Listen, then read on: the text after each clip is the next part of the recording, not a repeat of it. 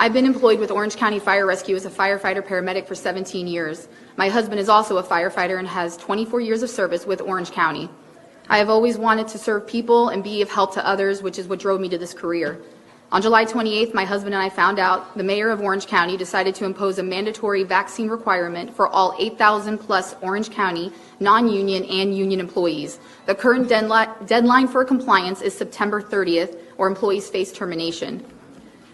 There were so many unanswered questions. The biggest question is why? Why is our freedom to choose what we do with our body no longer a human right? My husband and I have spent weeks trying to figure out a logical reason for this mandate. In doing so, the magnitude of what we will suffer truly hit us.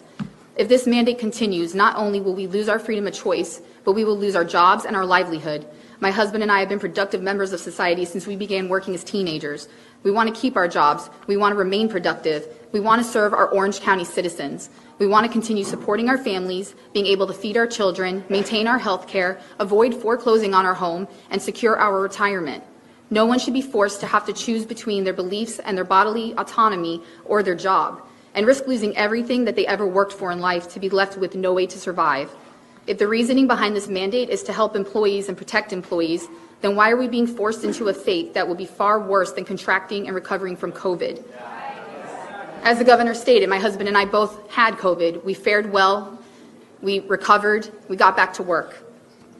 Also try to consider the cost associated with losing a workforce that has years and decades of training.